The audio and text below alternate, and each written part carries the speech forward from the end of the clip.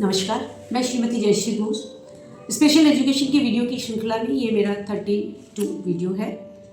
हम लोग एरर पे बात कर रहे थे, तो कुछ ऐसे शब्द हैं और कुछ सावधानियां हैं जिन पे हम आपसे चर्चा करना चाहेंगे कि एरर ना आए बच्चे में। तो पूर्व में ही हमको उन सावधानियों पे काम करना है कि बच्चे को में वो एरर ना आए, और आप मान के चलिए कि वो एरर्स बच्चों में आते ही आते हैं और हो सकता है कि आए।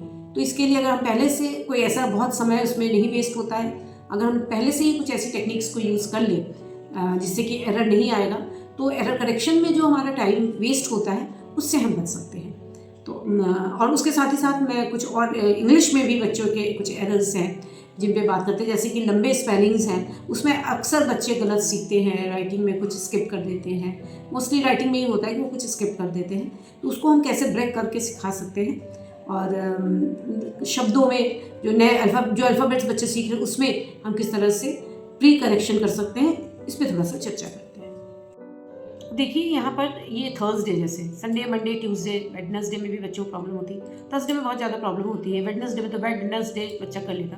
तो आप इसमें इस तरह से एक रिदमिक कर दीजिए, एक रिदम का आप निशान लगा दीजिए और दोनों में गैपिंग तीनों में दीजिए।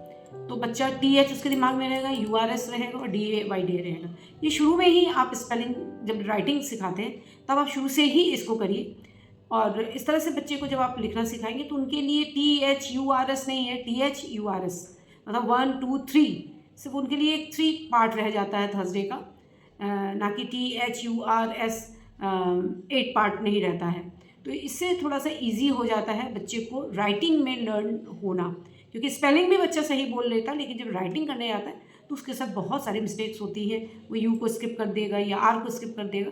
तो लेकिन जब ये इस तरह से आप उनको सिखाते, चाहे तो आप उनको TH सिखाइए, URS सिखाइए, DAD सिखाइए, लेकिन आप या फिर THURS DAY ऐसे भी आप उसको सिखा सकते हैं। तो इस तरह से आप देखेंगे कि उनकी राइटिंग में बहुत इंप्रूवमेंट हो रहा है।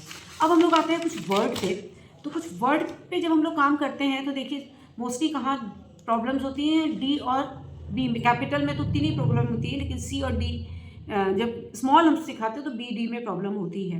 तो आपने बच्चे को A सिखा दिया, B सिखा दिया, C सिखा दिया, और B और D में तो बहुत बड़े लेवल तक बच्चों को दिक्कत होती है। और उसके बाद आप पूछिए तो वो बोलते हैं कि हम बेड को याद करते हैं और B और D फिर मुझे ध्यान में आ जाता है। लेकिन बेटर होगा कि आप सोचिए कि वो एरर ना आए, तो हम क्या करेंगे कि ABC, अब बेटा हम स्मॉल C लिखेंगे और एक लाइन खींच देंगे, तो ये D हो गया। देखिए कितना सिंपल मेथड है, हम इसमें कोई अलग से हमने उसमें कोई एडिशन डाला ही नहीं है। C बच्चे को आता ही, उसने जस्ट सीखा हुआ है लिखना और तुरंत बस एक लाइन खींचना है। तो इस तरह से हम कुछ जैसे हमें करेक्शन कराना है या हमें लगता है कि बच्चे में कुछ गड़बड़ हो रहा है, तो कुछ उसको ईजी बनाने का हम मेथड यूज़ करें। जैसे हमको A करना है, बच्चे को हम सिखाएं एक इधर लाइन, चलो इसका पेट काट दें।